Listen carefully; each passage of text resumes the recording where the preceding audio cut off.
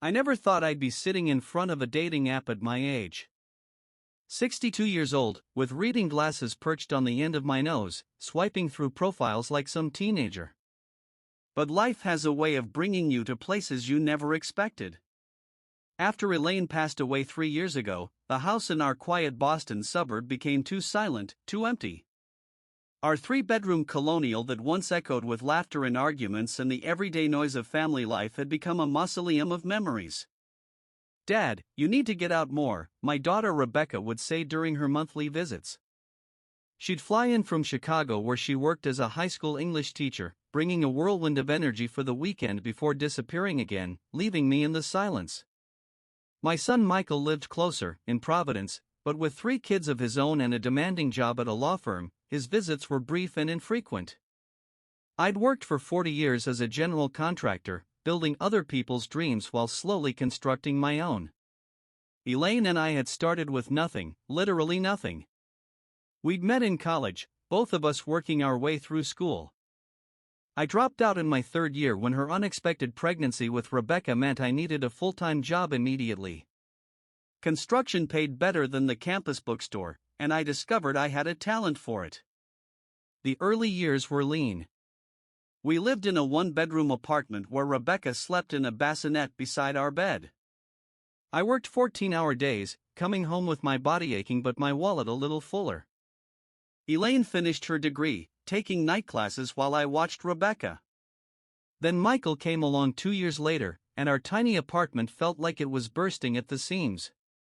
I remember the day I brought home the newspaper with the listing circled in red marker. A foreclosure in a decent neighborhood, a 3-bedroom colonial with peeling paint, a cracked foundation, and a price we might just be able to afford if we stretched ourselves to the breaking point. Elaine looked at me like I was crazy. "Frank, we can barely make rent as it is," she said, bouncing Michael on her hip while Rebecca played with blocks on our worn carpet. "I can fix it," I told her. "That's what I do for a living. We'll save on labor costs. It'll take time, but it'll be ours." The bank barely approved our loan. We put every penny of savings down as a deposit and moved in with a leaking roof and no central heating. That first winter, we huddled in the living room with space heaters, the 4 of us sleeping on mattresses pushed together for warmth. Every evening after work, I'd tackle another repair. Every weekend was consumed by renovation projects. For years, our home was a work in progress, but it was ours. As the kids grew, the house transformed. I built Rebecca a window seat where she could read for hours. I converted part of the basement into a rec room where Michael could play with friends. The backyard got a deck where Elaine and I would sit with coffee on Sunday mornings, watching the kids play. It wasn't just a house, it was the physical manifestation of our love and sacrifice. The business grew too. What started as just me and my toolbox eventually became Davis Construction, with a fleet of trucks and 20 employees. I specialized in high-end renovations, developing a reputation for quality and reliability. The work was hard but satisfying. Each project completed meant college funds growing, retirement accounts building, and security for my family. Rebecca was the academic star, breezing through school with straight A's and a passion for literature that earned her a scholarship to Northwestern. Michael struggled more, his dyslexia making school a battleground, but his determination was unmatched.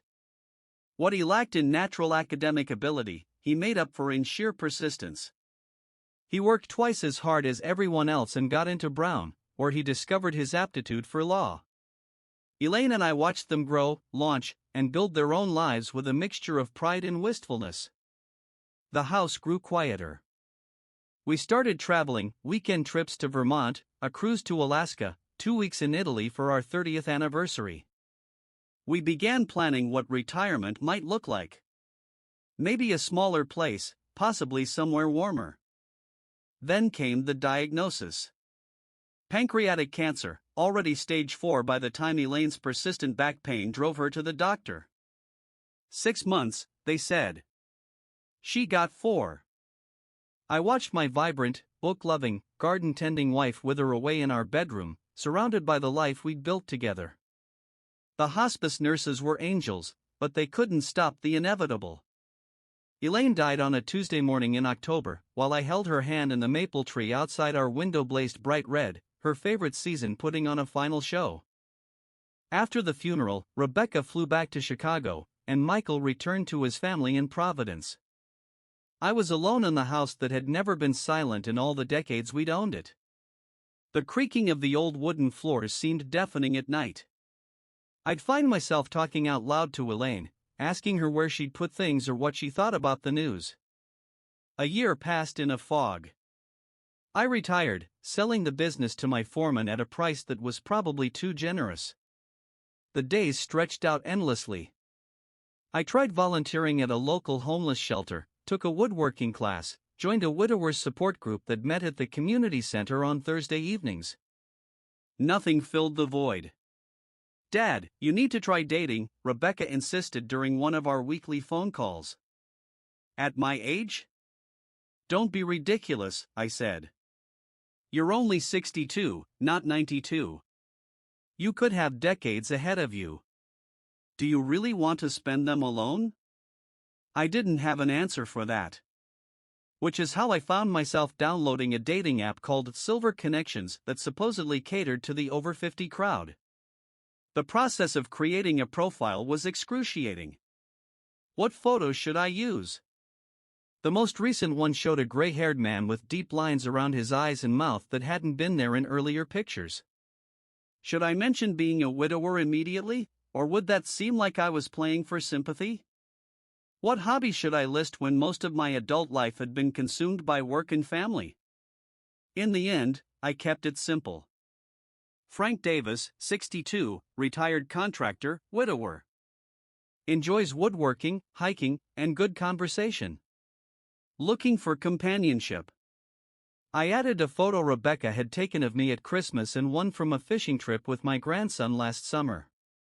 The first few days, I just browsed profiles without contacting anyone. There were a surprising number of people my age looking for connection.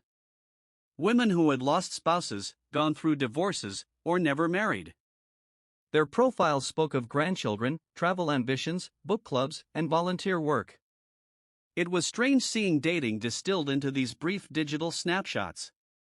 After a week of lurking, I finally worked up the courage to message someone, Catherine, 58, a retired nurse with a kind smile and a profile that mentioned loving hiking in classic movies.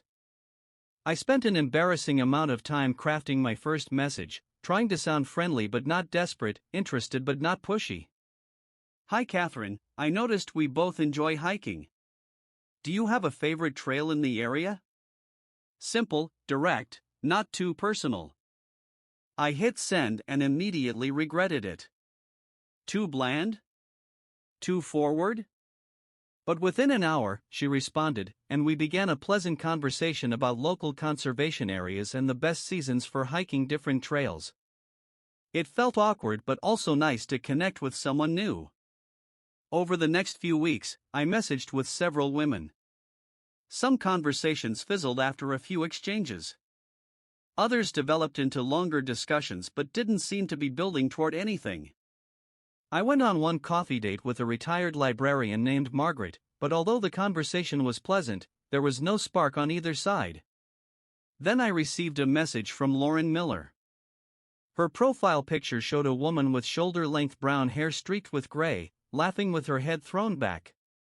60 years old, high school science teacher, divorced for 12 years.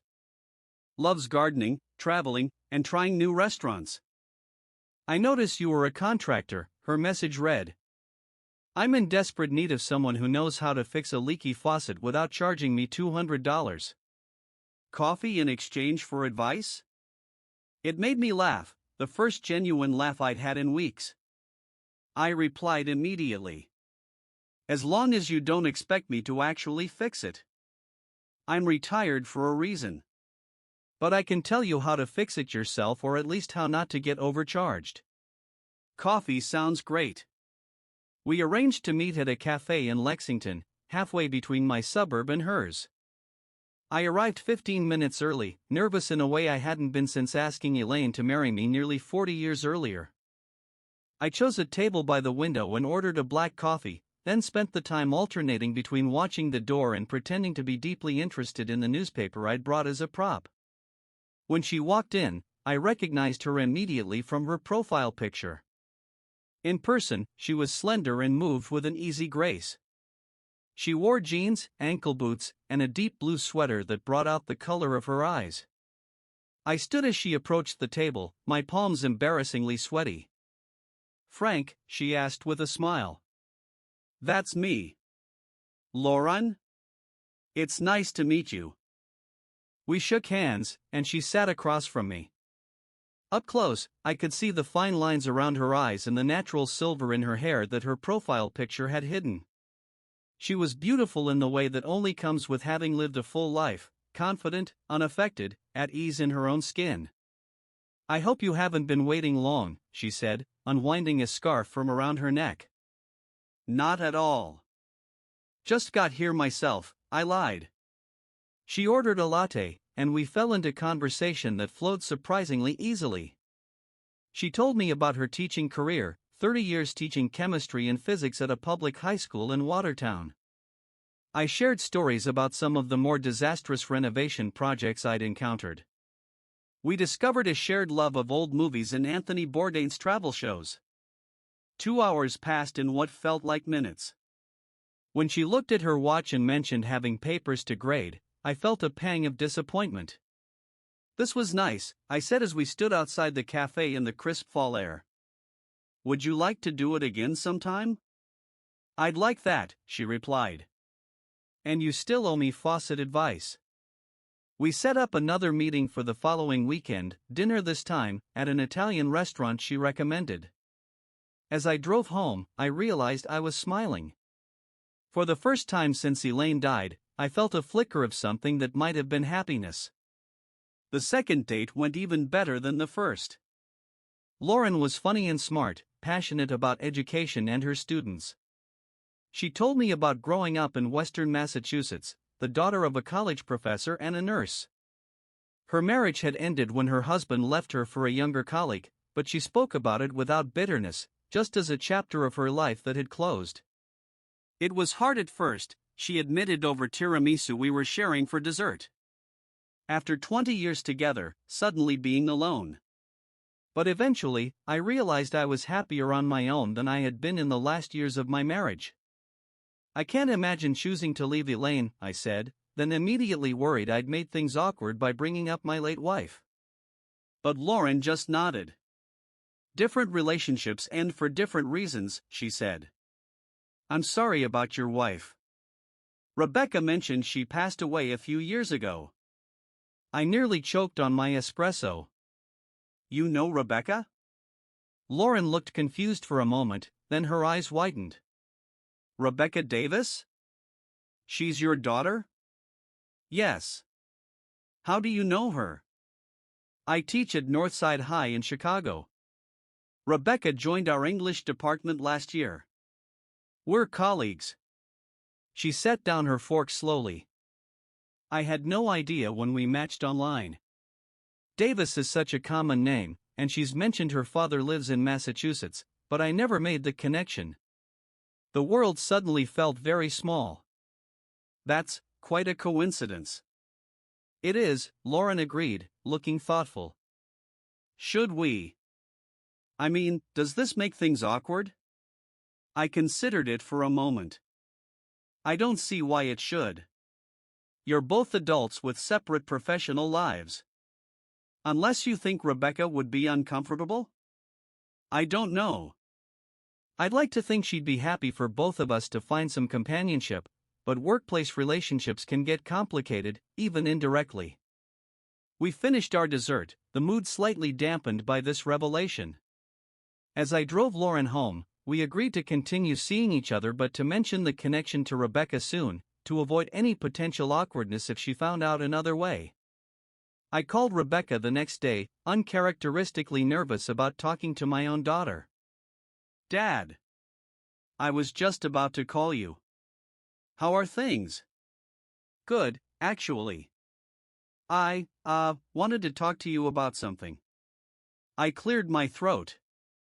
I've been using that dating app you suggested. Really? Dad, that's great. Have you met anyone interesting? I have, as a matter of fact. I've gone out a couple of times with a woman named Lauren Miller. The silence on the other end of the line stretched just a beat too long. Lauren Miller? My Lauren Miller? From Northside? Yes, though neither of us realized the connection until last night.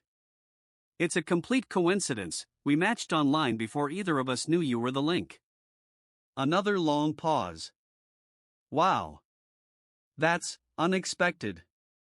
Is it a problem? I asked, tension creeping into my voice.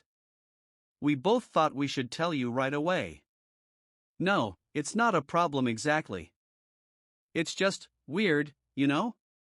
Ms. Miller is my colleague. We work together every day. And now she's dating my father? It's just strange to process. We've only gone out twice, I clarified.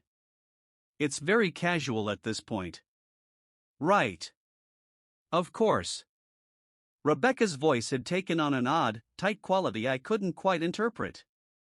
Look, Dad, I'm happy you're putting yourself out there. That's what matters. If Ms. Miller makes you happy, then, great. You don't sound convinced. I'm just surprised. I'll get used to the idea. She quickly changed the subject, asking about my health and telling me about a new book her students were reading. After we hung up, I sat in my armchair, staring at the empty fireplace. Rebecca's reaction bothered me. She'd been the one pushing me to date, but now that I actually was, she seemed unsettled by it. Maybe it was just the unexpected connection to her workplace that threw her. That would be understandable. I texted Lauren to let her know I'd spoken with Rebecca. She replied that she'd also mentioned it to Rebecca at school and had gotten a polite but reserved response. We agreed to proceed carefully, mindful of Rebecca's feelings. Over the next few weeks, Lauren and I continued to see each other. We went to a jazz concert at a local club, took a weekend hike through a nature preserve as the last of the fall foliage blazed around us, and cooked dinner at my house where I finally gave her detailed advice about fixing her leaky faucet. Each time we met, conversation flowed easily between us. We shared stories about our careers, our children, she had a son living in Seattle, and our lives before we met.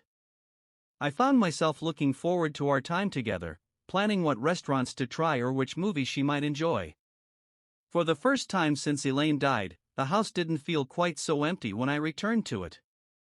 I'd come home and think about what I wanted to tell Lauren the next time we spoke.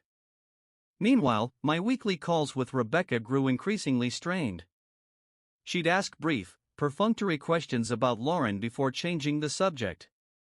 When I mentioned that Lauren and I had gone to the symphony, Rebecca responded with a terse, "That's nice," before launching into a story about her car trouble. One evening in early December, about 2 months after Lauren and I had started dating, my phone rang while I was making dinner. Rebecca's name flashed on the screen. "Hey, sweetie. How are you?" "Dad." Her voice was tight, controlled. "We need to talk about Lauren." I turned down the heat under the pasta sauce I was stirring. "What about her?" "I don't think you should see her anymore." The bluntness of the statement took me aback. "Excuse me?" "I've been trying to be supportive, but I can't pretend anymore. It's too weird having my father date my colleague. Everyone at school knows. People are talking. It's embarrassing." "Embarrassing?" I repeated, a knot forming in my stomach. "Rebecca, I'm sorry if this has created an awkward situation, but Lauren and I enjoy each other's company. We're both single adults. It's not just that it's awkward, Dad. Have you considered why a woman like Lauren would be interested in someone like you?" The question hit me like a physical blow. Someone like me? What is that supposed to mean? You're a retired contractor with a high school education. She has a master's degree in education and a PhD in chemistry. Don't you think that's a little mismatched? I gripped the counter, suddenly needing the support. I wasn't aware my lack of formal education made me unworthy of dating an intelligent woman. Your mother didn't seem to mind. Mom was different. You were young when you met, building a life together. You're 62 now, Dad. What does Lauren see in you? The implication hung in the air between us. My daughter thought Lauren was after something, my money, my house, something other than my company. Rebecca, I've never given you reason to think I'm a fool. I built a successful business without that college degree you seem to think is so important. I raised you and your brother, put you both through college, and supported your dreams. Now that I'm trying to find some happiness for myself, you're suggesting I'm being taken advantage of? Dad, I'm worried about you. You've been alone since Mom died. You're vulnerable. And suddenly this woman appears who just happens to work with your daughter? Don't you think that's suspicious? We met through a dating app, Rebecca. Neither of us knew the connection until after our second date. It was coincidence. So she says. I felt a flare of genuine anger.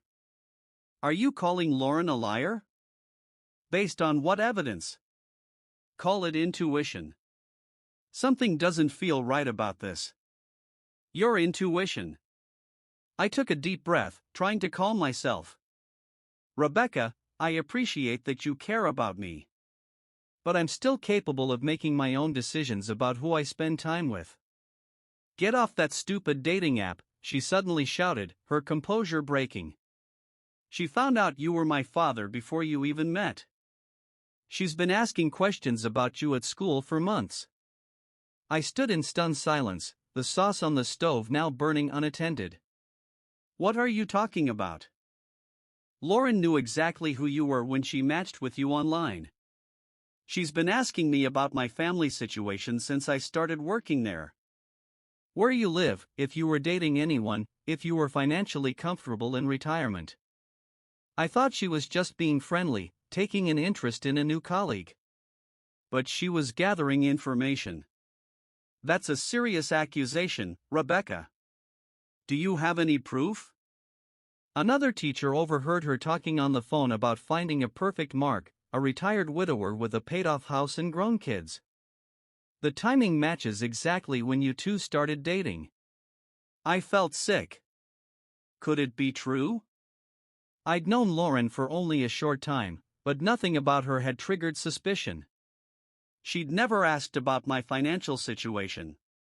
When I'd offered to pay for dinners out, she'd insisted on taking turns. She'd never commented on my house beyond normal observations about the renovations I'd done myself. I need to think about this, I said finally. Please do, Dad.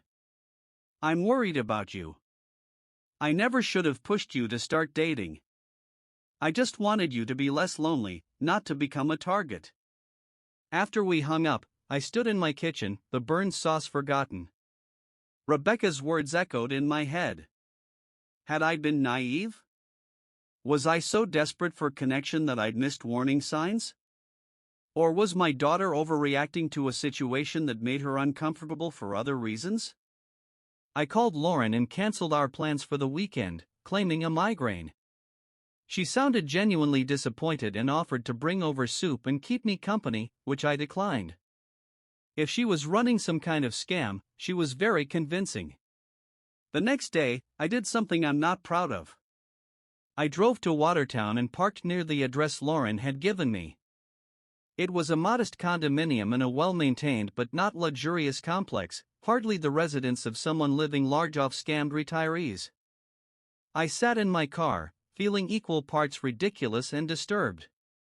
What was I doing spying on a woman I'd been happily dating just because my daughter had planted seeds of doubt? As I was about to leave, I saw Lauren emerge from the building with another woman about her age. They walked to a coffee shop across the street, deep in conversation. I slouched down in my seat, feeling absurd but unable to drive away. 20 minutes later, they exited the cafe, hugged goodbye, and Lauren returned to her condo while the other woman walked to a car parked on the street. On impulse, I got out of my vehicle and approached the woman as she was unlocking her car door. "Excuse me," I said, startling her. She looked up warily. "Yes? I'm sorry to bother you. My name is Frank Davis. I've been seeing Lauren Miller, and I wondered if I could ask you a question about her." The woman's expression changed from wariness to recognition. "Frank? Lauren's Frank? She's told me all about you." "I'm Patricia, her friend from graduate school. We taught together before I moved to the community college." "Nice to meet you," I said, already feeling foolish. This is going to sound strange, but has Lauren ever mentioned anything to you about, well, dating men for their money? Patricia stared at me for a long moment, then burst out laughing. "Lauren? Are you serious? She's the most financially responsible person I know. When her ex left her with a mountain of debt, she worked 2 jobs to pay it off rather than declaring bankruptcy. She lives in that modest condo because she puts 20% of every paycheck into her retirement fund. If anything, she's pathologically independent about money."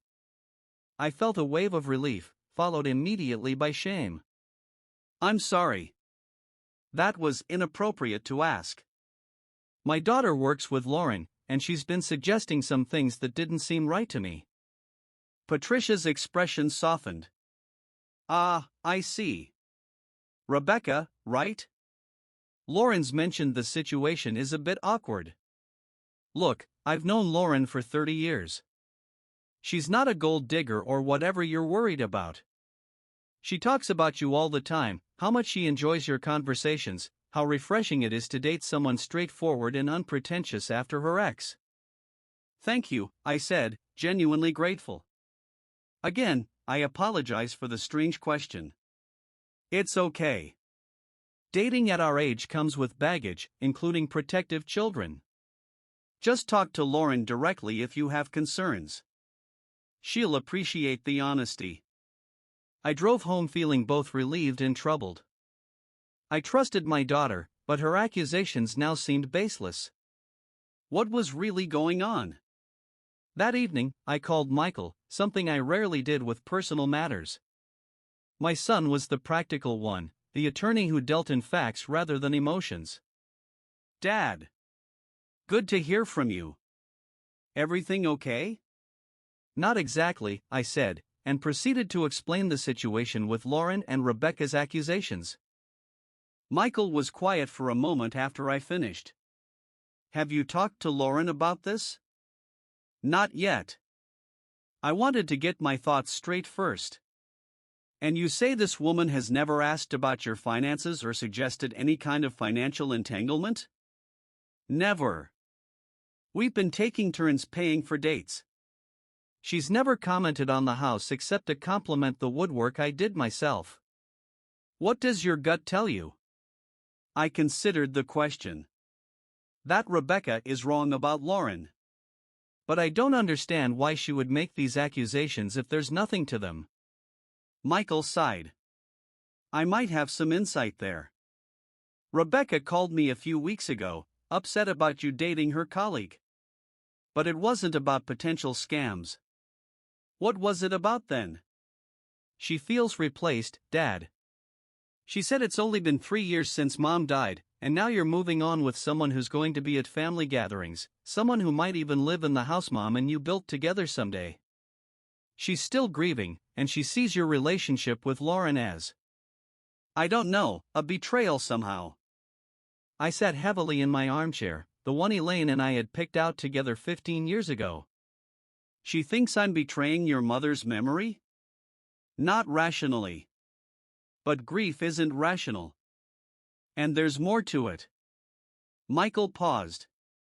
"Rebecca was counting on inheriting the house." "What?" "She's been having financial problems. That fancy private school she taught at in Chicago went under last year, and she had to take a pay cut to work at the public school. Her husband's business isn't doing well either. They've been talking about moving back to Massachusetts, and she told me she was hoping to move into the family home eventually. She assumed you'd either move to a retirement community or, well, or die and leave it to her, I finished, a cold feeling spreading through my chest. She'd never put it that way, but essentially, yes.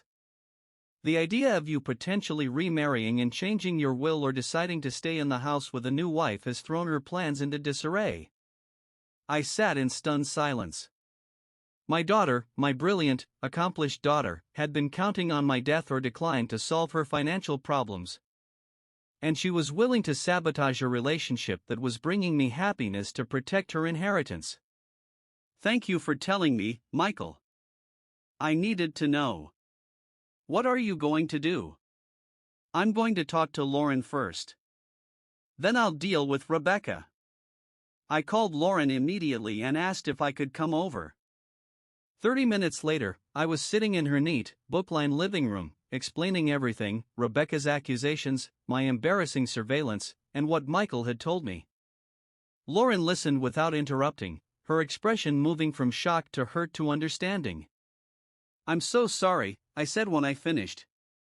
I should have talked to you directly instead of letting Rebecca's accusations fester.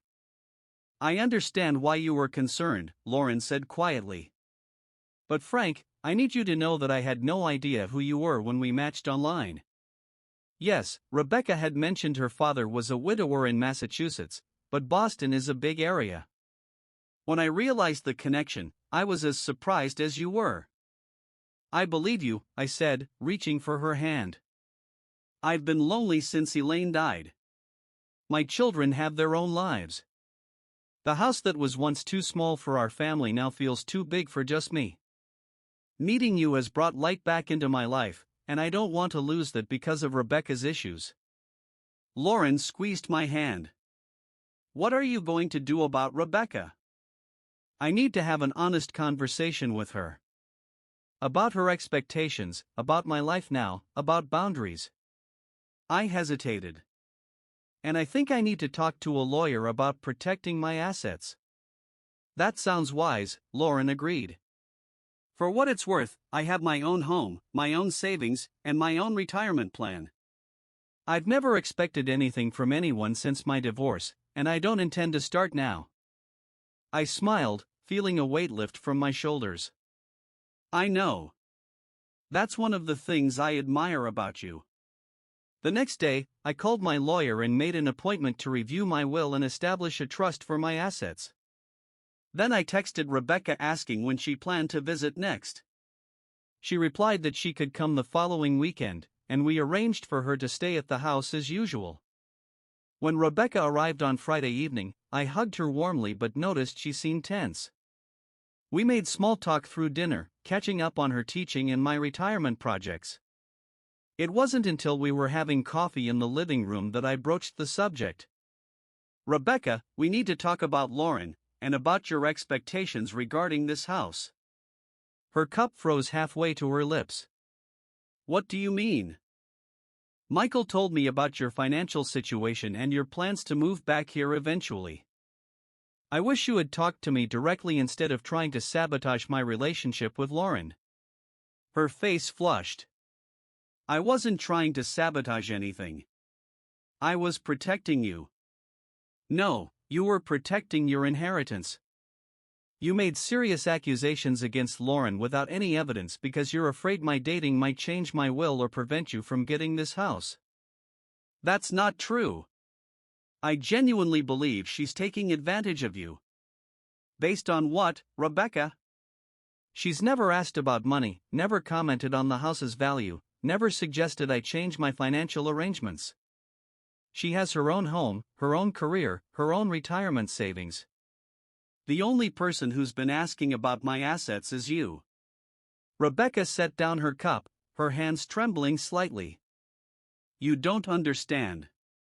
Mom and you built this house together. It's our family home.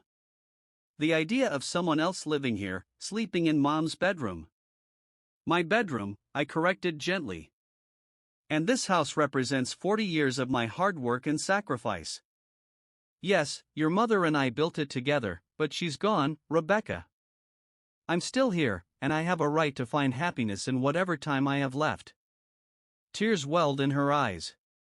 So you're just going to forget about Mom? Replace her with my colleague and cut me out? Of course not. I will never forget your mother or stop loving her. But loving Lauren doesn't diminish what Elaine and I had. As for the house, I took a deep breath. I've decided to set up a trust. The house will eventually go to you and Michael equally, but not until after I'm gone, which I hope won't be for many years yet. In the meantime, I'll live here, with whomever I choose. Rebecca stared at me, tears now streaming down her face. You think I care about the money? About the house itself? It's the memories, Dad. It's knowing that the place where I grew up, where Mom lived and died, might go to a stranger. Lauren isn't a stranger to me. And if we continue our relationship, she won't be a stranger to you either. You'll get to know her as the intelligent, kind woman she is, not as a threat to your inheritance. I can't believe you're choosing her over your own daughter. I'm not choosing anyone over anyone else. I'm choosing to live my life while I still have it. I'm choosing happiness. I would hope my daughter would want that for me. Rebecca stood abruptly. I need some air. She grabbed her coat and left the house, the door slamming behind her. I sat alone in the living room, surrounded by the photos and mementos of our family life. Had I been too harsh? Maybe. But Rebecca needed to understand that my life wasn't over just because Elaine's was. I had a right to companionship, to joy, to a future that wasn't just waiting for death so my children could divide my assets. Rebecca returned an hour later, her eyes red but her composure restored. She sat across from me, her posture stiff but less defensive. I've been walking around the neighborhood, thinking, she said. I owe you an apology. I waited, giving her space to continue. You're right.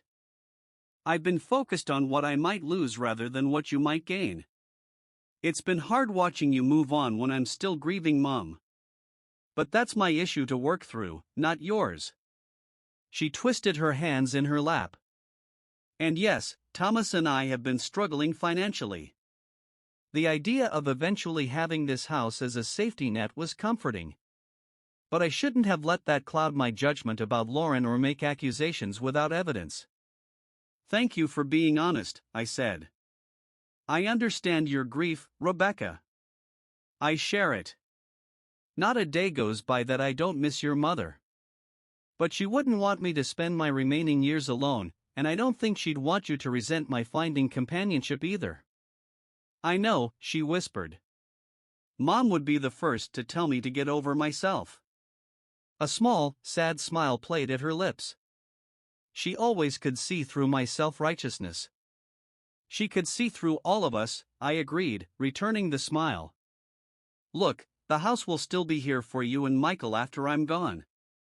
But I hope that's a long way off. In the meantime, I'd like you to give Lauren a fair chance. Not as your colleague, but as someone who makes your old dad happy. Rebecca nodded slowly. I can try. But it's still going to be weird seeing her at work every day, knowing she's dating my father. Life is full of weird situations.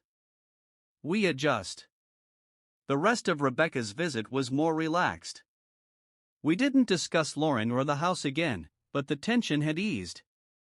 When I drove her to the airport on Sunday, she hugged me tightly. I love you, Dad. I just want you to be happy. I love you too, sweetheart. And I am happy, happier than I've been in a long time. After dropping Rebecca off, I drove straight to Lauren's condo. She opened the door with a smile that warmed me from the inside out. How did it go with Rebecca? She asked as I stepped inside. Better than expected. We had an honest conversation about her concerns and my future. She's going to try to be more accepting of our relationship. That's good to hear, Lauren said, leading me to her living room where 2 glasses of wine were already poured. I was worried things might get worse before they got better. They might still, I admitted, taking the glass she offered. These things take time. But I made it clear that my life is my own to live, and that includes deciding who I spend it with. Lauren's eyes softened. And who do you want to spend it with, Frank Davis? I took her hand, feeling the same flutter of excitement I'd experienced on our first date. Right now, I'm hoping to spend it with a brilliant science teacher who makes me laugh and doesn't mind that I'm just a retired contractor with a high school education. Just a retired contractor? Lauren raised an eyebrow. You built a successful business, raised 2 children, and created a beautiful home with your own hands. There's nothing just about that. In that moment, I knew with certainty that Rebecca's accusations had been wrong. Lauren saw me, the real me, and valued what she saw. Not my assets or my house, but the person I'd become through decades of work and love and loss. Would you like to have dinner with my son and his family next weekend? I asked impulsively. It's time you met the rest of the Devises. I'd like that very much, she said, leaning forward to kiss me softly. As winter turned to spring, Lauren became a regular presence in my life and home. We took things slowly, both of us carrying the wisdom and caution that comes with age and experience. Michael and his family welcomed her warmly. Rebecca remained more reserved but made visible efforts to accept our relationship, especially after Lauren requested a transfer to a different department at school to minimize workplace awkwardness. One evening in May, as Lauren and I sat on the deck I'd built decades ago, watching the sunset paint the sky in shades of orange and pink, she turned to me with a thoughtful expression. I'd been thinking, she said, about us. What about us? I asked, taking her hand. We're not getting any younger, Frank. At our age, time feels more precious. She took a deep breath. Would you consider selling both our places and buying something new together? Something that would be ours, without the ghosts of previous marriages or family expectations? I looked at the backyard where my children had played, where Elaine had planted her beloved garden, where 40 years of memories resided in every tree and shrub and floorboard. For a moment, I felt a pang of resistance at the thought of leaving it all behind. But then I turned back to Lauren, to her hopeful expression and the future she was offering, a future that wasn't defined by what I'd lost but by what I might still gain. A new chapter, written together. Yes, I said, surprising myself with how right it felt. I think that's exactly what we should do. The following weekend, I called Rebecca and Michael to tell them my decision. Michael was immediately supportive. Rebecca was quiet at first, but then said something that showed how far she'd come. Will you be happy there, Dad? That's what matters. I think I will, I told her honestly. And the family home will still be in the family, just not right away. I'm going to sell it to you and Thomas at a price you can afford, with a long-term payment plan. If you want it. Her gasp was audible over the phone. Are you serious? Completely. Lauren and I want a fresh start, but that doesn't mean erasing the past. This house should stay in the family if possible. You and Thomas can raise your own family here, make your own memories. There was a long silence, then a muffled sob. Thank you, Dad. For everything. 6 months later, Lauren and I moved into a waterfront condo overlooking Boston Harbor. It was smaller than my old house but perfect for the two of us, open and airy, with a view that changed with the seasons and the tides.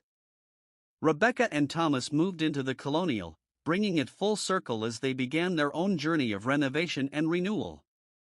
On our first night in the new place, Lauren and I stood on our balcony, watching boats move across the darkening water. Any regrets? She asked, leaning her head against my shoulder. About leaving the old house? No. It served its purpose. It sheltered my family, witnessed our joys and sorrows, held us together through good times and bad. Now it's doing the same for Rebecca and Thomas. And us? Any regrets there? I turned to look at her, This woman who had appeared in my life when I thought all such possibilities were behind me. Not a single one. Except maybe that we didn't meet sooner. Lauren smiled, the lights of the harbor reflecting in her eyes. I think we met exactly when we were supposed to. As we stood there, I thought about the journey that had brought me to this moment. The working-class kid who dropped out of college to support his pregnant girlfriend. The young father building a home with his bare hands. The businessman creating security for his family. The widower lost in grief. And now, the man standing beside a woman he'd found on a dating app his daughter had insisted he try. Life rarely follows the path we expect. It twists and turns, presents obstacles and opportunities we never anticipated. But if we're lucky, we find people to share the journey with, people who see us for who we really are and value what they see. I love you, I said, the words coming easily now after months of cautious progress. I love you too, Lauren replied, squeezing my hand. Behind us, our new home waited, its walls bare of memories, its future unwritten. Ahead of us, the lights of Boston twinkled against the night sky, a constellation of possibilities. Rebecca would visit next weekend to see the new place. Michael and his family would come for Christmas. The family I'd built would continue, expanded now to include Lauren and the new perspective she brought. Elaine would always be part of my heart, but there was room there for more love, more joy, more life. As Lauren and I turned to go inside, I felt a profound sense of gratitude for the past that had shaped me, the present that sustained me, and the future that still beckoned, even at 62. The dating app that had once seemed so ridiculous, so contrary to everything I thought I knew about myself, had led me here. To this moment. To this woman. To this new beginning. Sometimes the most unexpected paths lead us exactly where we need to go. If you like this story, please like this video, subscribe to the channel, and share your impressions of this story in the comments. To listen to the next story, click on the box on the left.